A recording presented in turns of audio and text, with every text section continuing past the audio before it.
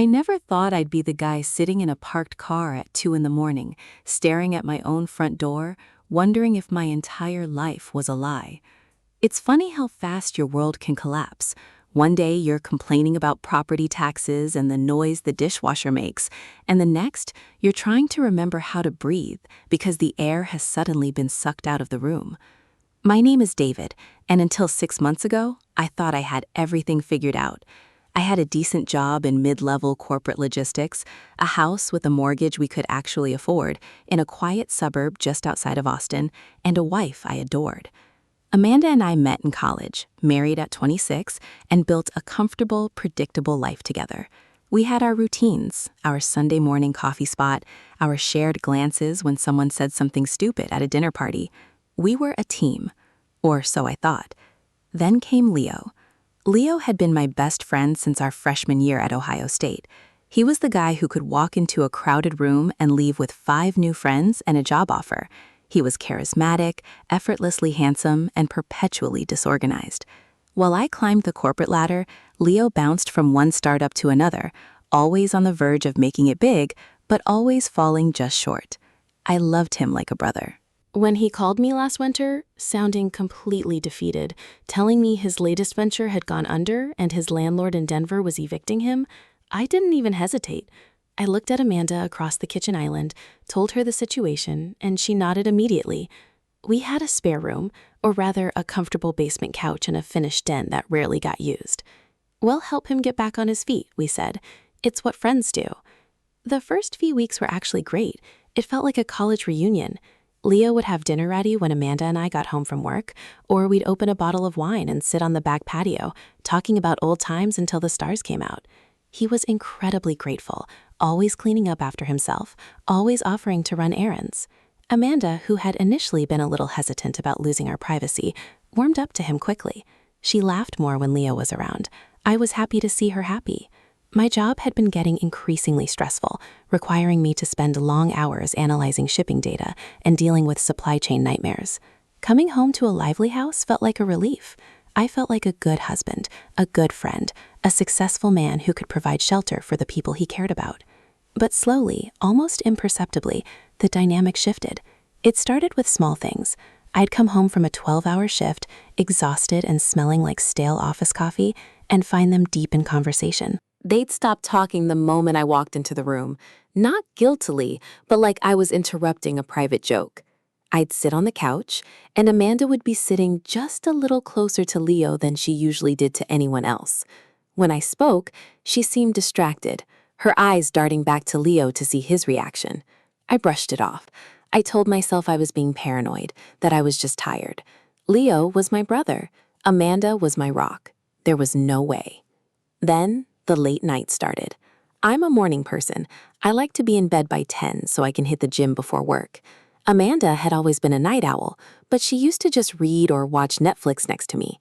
Now, she stayed downstairs. I'd wake up at 1 or 2 in the morning to use the bathroom, and I'd hear the low murmur of their voices coming from the basement or the kitchen. Sometimes I'd hear Amanda laugh, that genuine, uninhibited laugh she used to give me when we first started dating, the one I hadn't heard in years. A cold knot started to form in my stomach, but I forced it down. I was the practical one. I didn't do drama. I trusted them. The turning point came on a Thursday in late April. I was scheduled to fly to Chicago for a 3-day supply chain conference. I hated these trips, but they were necessary for my career. Amanda walked me to the door, kissed me on the cheek, and told me to have a safe flight. Leo gave me a half hug, telling me not to worry about anything at home. I got into my Uber, went to the airport, and boarded the plane. But as we were taxiing down the runway, the captain came over the intercom. There was a major mechanical issue, and we were heading back to the gate. Long story short, the flight was canceled, and the next available one wasn't until the following morning. Instead of waiting at the airport or booking a hotel, I decided to just go home, surprise Amanda, and catch the early flight the next day. I didn't call. I wanted to see the look of relief on her face when I walked through the door. I took a cab back to our suburb, the streets quiet and dark under the amber glow of the streetlights. It was just after midnight when the taxi pulled up to our driveway. I noticed Leo's car was gone, which was odd for that time of night. but I figured he might have gone out to meet some old friends or run a late-night errand. I unlocked the front door as quietly as possible, not wanting to wake them if they were asleep. The house was dead silent, save for the faint hum of the refrigerator. I dropped my duffel bag by the entryway, kicking off my shoes. As I walked down the hallway toward the kitchen to get a glass of water, I noticed a flickering light coming from the living room. The TV was on, but the sound was completely muted. I stepped into the living room, and that's when my entire reality shattered. They weren't in the basement. They were on our living room sofa. The blanket we usually kept draped over the back of the chair was tangled around them. Amanda was sitting on Leo's lap, her back to me, her hands buried in his hair. Leo's eyes were closed, his head tilted back against the cushions, a look of pure contentment on his face. They were kissing with a desperate, frantic intensity that I had never seen from Amanda in our entire 10 years together. It wasn't just a casual mistake. It was an act of profound passion and familiarity. They looked like two people who had been doing this for a very long time. I froze. My limbs felt heavy, like they were encased in concrete. The blood rushed to my ears, creating a deafening roar that drowned out the quiet of the night. I couldn't move. I couldn't speak. I just stood there in the shadows of the hallway, watching my best friend and my wife destroy my life in absolute silence. Then, Leo opened his eyes. Through the dim light of the television screen, his gaze shifted past Amanda's shoulder and locked directly onto mine. The color instantly drained from his face. His expression went from bliss to absolute terror in a fraction of a second. He stopped moving, his hands freezing on her waist. Amanda noticed the sudden shift, pulling back, her voice a soft, breathless whisper. "What's wrong?" she asked him. Leo didn't answer. He just kept staring at me. Amanda slowly turned her head, following his gaze into the darkness of the hallway. When she saw me standing there, still holding my car keys in my hand, she let out a sharp, choked gasp that sounded like she'd been punched in the ribs. She scrambled off him so fast she tripped on the blanket, tumbling onto the hardwood floor before scrambling to her feet, trying to pull her shirt down. "David," she stammered, her voice trembling violently. "David, oh my God, it's not, I didn't let her finish. I didn't scream. I didn't throw a punch at Leo, even though every primal instinct in my body was begging me to tear him apart. I just looked at them. The betrayal was so immense, so total, that my brain couldn't even process anger yet. All I felt was a profound, suffocating emptiness. I turned around, picked up my duffel bag from the entryway, and walked out the front door, slamming it behind me. I got into my car, drove to the end of the street, pulled over, and that's where I stayed. That's where I am right now, watching the clock on the dashboard tick away, waiting for the sun to rise, knowing that the man I used to be died tonight in that living room. The sun didn't bring any clarity, just a harsh, blinding glare that made my eyes ache as it broke over the horizon. I had spent the entire night sitting in my sedan, staring at the digital clock on the dashboard, watching the minutes bleed away, while my mind replayed those few seconds in the living room like a broken projector. Every detail was burned into my retinas. The angle of Amanda's shoulders, the specific shade of fear in Leo's eyes, the muted glow of the television casting long, distorted shadows across the floor. My phone had been vibrating continuously in the center console since 1 a.m. Dozens of texts, missed calls from Amanda, a few frantic messages from Leo. I didn't open a single one. To open them would be to acknowledge that this was real, that my life wasn't just undergoing a temporary nightmare, but a permanent demolition. By 7 a.m., the reality of my physical body caught up with my emotional paralysis. My neck was stiff, my mouth tasted like copper and stale air, and a dull, throbbing headache was pulsing right behind my eyes. I couldn't sit in that car anymore. I needed to move, but more than that, I needed answers, even if those answers were going to kill me. I put the car in drive, U-turned at the end of the cul-de-sac, and drove back toward the house. My hands were shaking so badly against the steering wheel that I could barely keep the car straight. When I pulled into the driveway, I noticed Leo's car was gone. A small, cowardly part of me felt a wave of relief, but it was quickly swallowed by a bitter surge of resentment. He had run. Of course he had. That's what Leo did when things got heavy. He packed up and disappeared, leaving everyone else to sweep up the glass. I unlocked the front door, the click of the deadbolt sounding incredibly loud in the morning quiet. The house smelt like coffee, a domestic, normal smell that felt completely offensive given the circumstances. Amanda was sitting at the kitchen island, a mug between her hands, staring blankly at the granite countertop. She looked like she hadn't slept a second either. Her hair was a messy knot on top of her head. Her eyes were red and swollen, and she was still wearing the same clothes from the night before. When she heard the door close, she flinched, her head snapping up. "David!" she breathed, rising from the bar stool so fast she nearly knocked it over. She took 2 steps toward me, her hands reaching out instinctively, but stopped when she saw the look on my face. I stood near the entryway, keeping the kitchen island between us like a physical barrier. I didn't want her touching me. I felt like if she touched me, I would either break into 1,000 pieces or completely lose my mind. "Where is he?" I asked. My voice sounded strange to my own ears, flat, hollow, entirely devoid of inflection. "He's gone," Amanda whispered, tears instantly welling up in her eyes and spilling down her cheeks. "David, please, you have to let me explain. It's not what it looks like. It was a mistake, a horrible, stupid mistake. We were talking, and we got carried away." I let out a short, ugly laugh that made her wince. "It's not what it looks like?" Amanda, I have eyes. I saw the way you were looking at him. I saw how you were holding him. You don't hold someone like that because you got carried away on a random Thursday night. How long?" She closed her eyes, her shoulders shaking as she began to sob in earnest. "Please, David, don't do this. We can fix this. We can go to counseling. I love you. I swear to God I love you." "How long, Amanda?" I roared, the anger finally bursting through the numbness, hot and suffocating. The sheer volume of my voice seemed to shock her, bouncing off the high ceilings of our open-concept kitchen. I stepped closer, slamming my hand down on the countertop. "Don't lie to me. Do not look me in the eye and lie to me right now. If you have an ounce of respect left for me, or for the 10 years we spent building this life, you will tell me the truth. How long has this been going on?" She collapsed back onto the bar stool, covering her face with her hands, her body racking with deep, violent sobs. It took her a long time to speak, and when she did, the words were so quiet I could barely hear them over the sound of my own racing heart. "Since February," she choked out. February. It was late April. They had been sleeping together under my roof, in my house, while I was working late to pay the mortgage for nearly 3 months.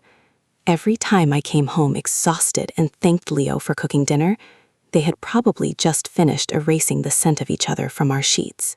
Every time Amanda kissed me goodbye in the morning, she was carrying the secret of my best friend's touch. The betrayal wasn't just a sudden lapse in judgment, it was a calculated, daily routine of deception.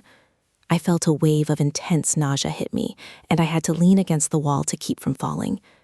"Why?" I asked, the anger draining out of me just as fast as it had arrived, leaving only a profound, pathetic despair. "What did I do? What didn't I give you? I worked myself to the bone for us, Amanda, for this house, for our future. It wasn't about what you didn't do," she sobbed, looking up at me with eyes full of pity, which was the absolute last thing I wanted to see. "You were always working, David. You were always gone or tired or talking about shipping metrics and quarterly budgets. I felt like a roommate. And Leo was just here. He listened to me. He looked at me. I was lonely, David. I know it's no excuse. I know I'm a monster, but I was just so lonely." She was blaming me. Even in her confession, she was wrapping her betrayal in a blanket of justification, pointing fingers at my work ethic, at the very things I did to ensure we had a comfortable life. The injustice of it felt like a physical weight pressing down on my chest. I couldn't look at her anymore. The woman I had promised to protect, the woman who knew every single one of my flaws and vulnerabilities, had used them all to destroy me. I didn't say another word. I turned on my heel, walked upstairs to our master bedroom, and grabbed a large duffel bag from the closet.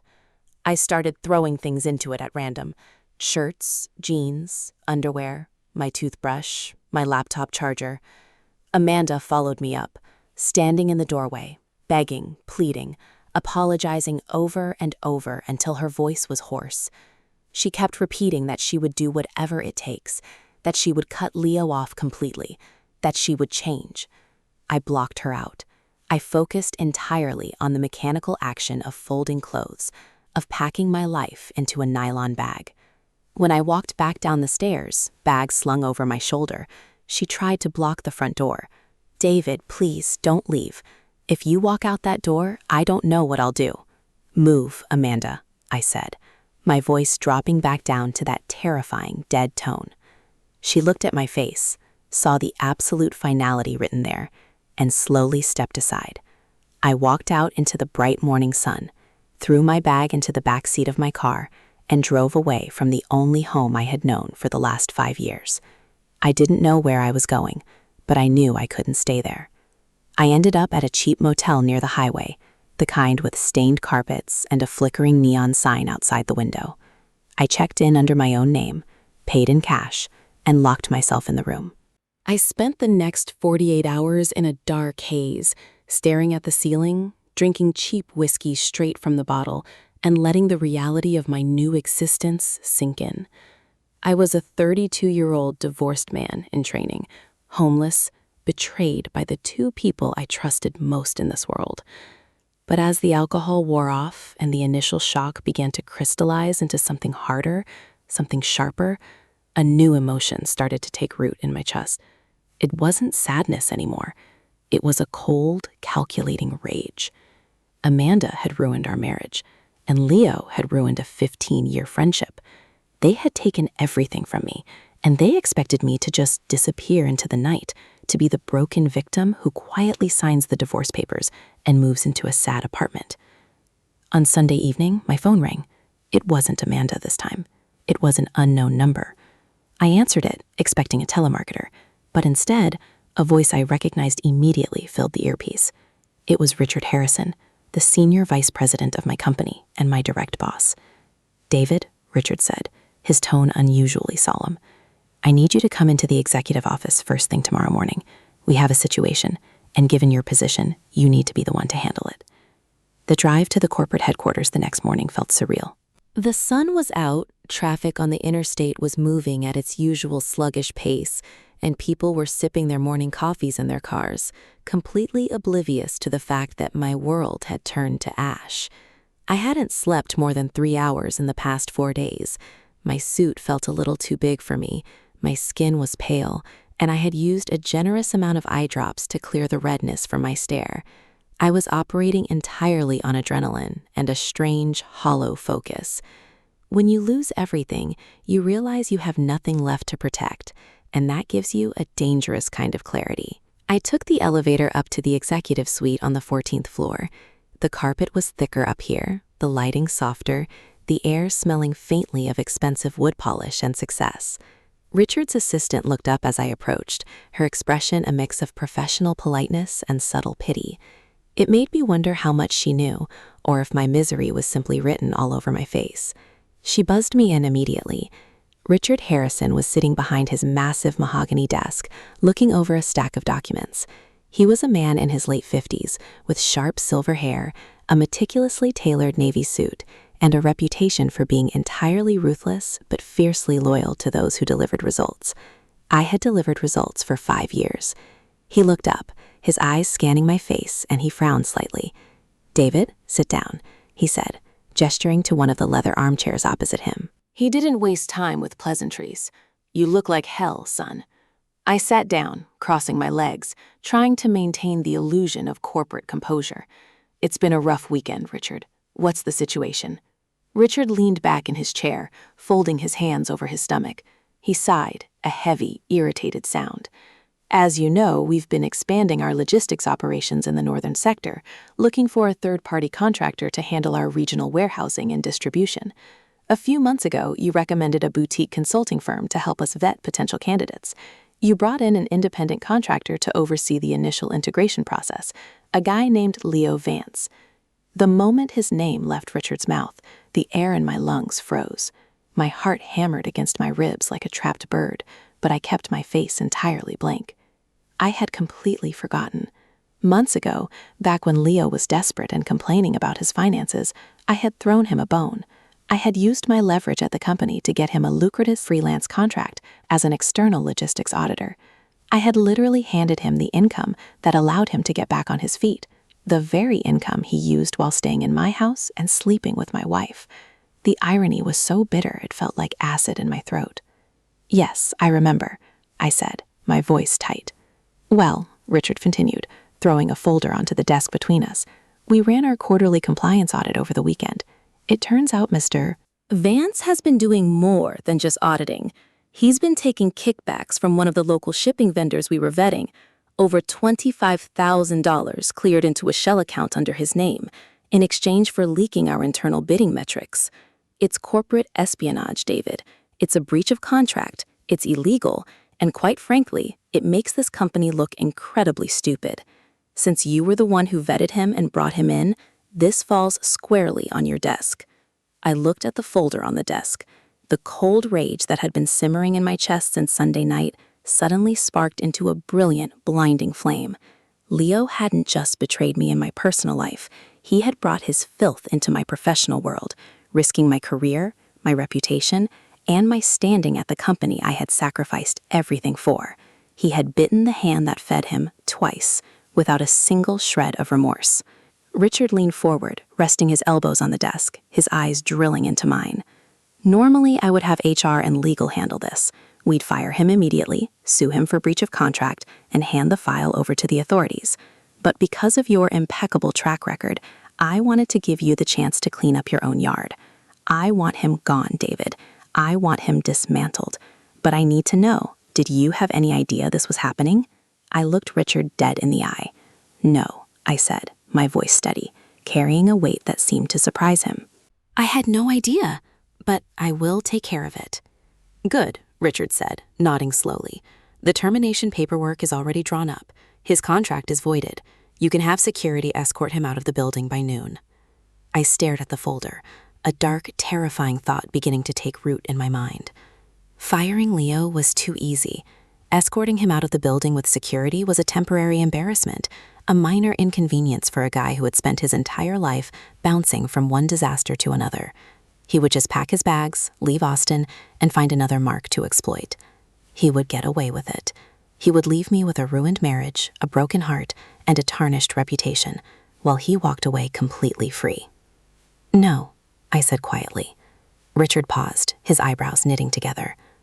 "No? What do you mean, no?" "Don't fire him, Richard," I said, leaning forward, the numbness completely gone, replaced by a cold, calculating precision. "If we fire him now, he walks away. He hires a lawyer, he ties us up in arbitration, or he just disappears.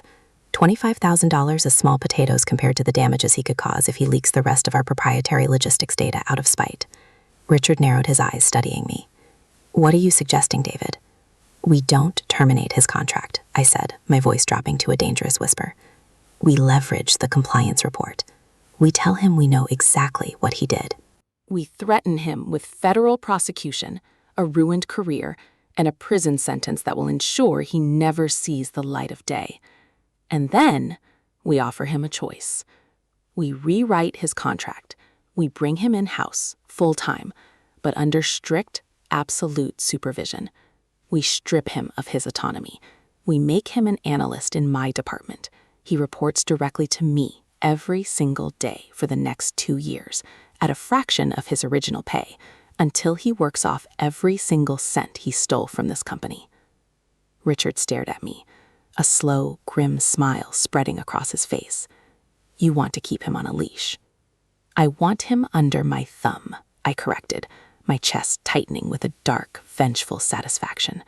"I want to control his schedule, his workload, his hours, and his career. I want him to have to ask my permission to take a lunch break. I want him to look at me every single morning and remember exactly what he owes. I'll ensure he handles the most grueling, miserable data entry work we have. He will be our workhorse, and I will be his warden." Richard leaned back, tapping his fingers on the armrest of his chair. It's unconventional, David. It's highly risky. If he steps out of line even once. He won't, I interrupted, because if he does, I will personally hand the FBI the files that will destroy his life. He knows I have the power to do it. He's a coward, Richard. When a coward is cornered, he doesn't fight, he submits. Let me handle him. Richard looked at me for a long, agonizing minute, evaluating the sheer intensity in my eyes. Finally, he reached over, picked up a pen, and signed a document inside the folder before closing it and sliding it across the desk toward me. "He's all yours, David," Richard said. "Don't make me regret this." I took the folder, stood up, and walked out of the office. My phone buzzed in my pocket again. It was a text from Amanda, asking if we could talk, telling me she had ordered Leo to pack his things and that he was completely out of our lives. I deleted the message without replying. He wasn't out of my life. Not yet. In fact, we were about to become closer than we had ever been. I walked down to the 11th floor, straight toward the temporary glass office that had been assigned to Leo for his consulting project. Through the glass, I could see him sitting at his desk, laughing at something on his laptop screen, completely unaware of the storm that was about to break over his head. I gripped the folder tight, took a deep breath, and pushed the door open. The click of the door mechanism was the only warning he got. Leo looked up from his laptop, the casual, easy smile still lingering on his lips, before it completely froze. In an instant, the blood drained from his face, mirroring the exact expression of terror I had seen on him under the flickering light of my living room sofa just days ago. He stood up slowly, his hands gripping the edges of the desk as if to steady himself, his eyes darting from my cold stare down to the thick manila folder in my hand. "David," he stammered, his voice thin and cracked. "Look, man, I am so sorry. I know there's nothing I can say to make this right. I pack my things, I'm leaving town today. I never wanted to hurt you." "Sit down, Leo," I said. My voice wasn't loud, but it possessed a dead, heavy weight that immediately cut through his panic. He swallowed hard, looking toward the glass walls of the office as if gauging whether anyone was watching, before sinking back into his leather mesh chair. He looked incredibly small. The charming, effortless posture he had maintained his entire life was completely gone, replaced by the hunched shoulders of a man waiting for a blow to land. I didn't sit. I walked over to the desk, pulled the papers out of the folder, and spread them out deliberately in front of him. There were bank statements, wire transfer receipts, and internal communication logs. Leo's eyes scanned the documents, and I watched the exact moment he realized this wasn't about Amanda. This was about something else entirely. What is this?" he whispered, his hands trembling as he touched the edge of a wire transfer receipt. "This is $25,000 in unauthorized kickbacks from a vendor we were supposed to be vetting," I said, leaning over the desk so my face was only inches from his. "This is corporate espionage, Leo. It's grand larceny, breach of contract, and a federal corporate fraud violation." "David, please, it was just—" "Shut up," I snapped, the sheer venom in my voice making him flinch. "You don't speak unless I ask you a question. You stayed in my home, you ate my food, you slept with my wife, and while you were doing all of that, you were actively stealing from the company that gives me my livelihood. You took my generosity and used it to stab me in the back. And then you thought you could just take your little corporate bounty, pack a bag, and disappear." Tears of genuine panic began to well up in Leo's eyes. He knew exactly what these papers meant. He knew that one phone call to the legal department would end with him leaving the building in handcuffs. His career would be over, his name blacklisted globally, and he would spend the next several years of his life in a federal penitentiary. "I'm sorry, David. Please, don't call the police. I'll give the money back. Every single cent, I swear. Just don't destroy my life." "Your life is already destroyed, Leo. You just haven't realized it yet," I said, pulling a new, freshly drafted document from the bottom of the folder and sliding it over the top of the incriminating evidence. "But I'm giving you a choice." Leo looked down at the document, his brow furrowed as his eyes scanned the text. This is an employment contract?" "It's an amendment," I corrected. "You are no longer an independent consultant. As of 5 minutes ago, your freelance contract is void. However, to save this company from the public embarrassment of your fraud, I have convinced the executive board to offer you an alternative. You are being brought in-house, full-time, as a junior logistics analyst. But that's an entry-level position, he murmured, confusion briefly replacing his fear. The pay is less than a third of what I was making. You'll be making exactly enough to pay your taxes and your rent, I said, a dark, clinical satisfaction settling deep into my chest. And every single dollar of your surplus salary will be automatically garnished by this firm until the $25,000 you stole is fully repaid. You will have no autonomy. You will have no clients. You will sit in a cubicle on the 11th floor under the fluorescent lights, and you will input shipping manifests, routing data, and fuel metrics for 9 hours a day, 5 days a week, for the next 2 years. Leo stared at the paper, his mouth open slightly. And who do I report to? Me, I said. The silence that followed was absolute. The full weight of the trap I had built for him finally closed shut. He looked at me, his eyes wide with a horrifying realization. He wouldn't be running away. He wouldn't be escaping the consequences of what he had done to my marriage or my life. He was going to have to look at me every single morning. He was going to have to ask my permission to take a lunch break, to leave his desk, to take a sick day. I was going to own his time, his labor, and his career. "You're a monster," he whispered, his voice shaking with absolute dread. I leaned closer, my gaze locking onto his with a chilling intensity. "I learned from the best, Leo. You and Amanda took everything from me without a second thought.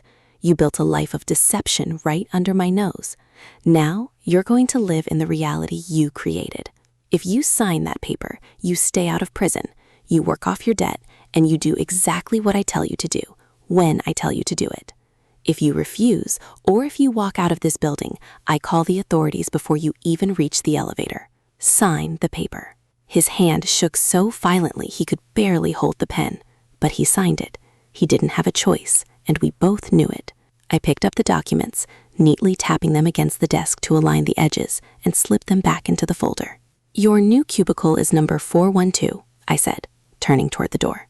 "Get your things from this office and move down there immediately. Your first batch of data logs is already waiting in your inbox. Welcome to the team, Leo." I walked out of the office, closing the door behind me. As I walked down the long corridor toward the elevator, my phone buzzed again. It was a picture message from Amanda. It was a photo of the house, our house, completely empty of Leo's belongings. "He's gone, David. His room is empty. It's just me.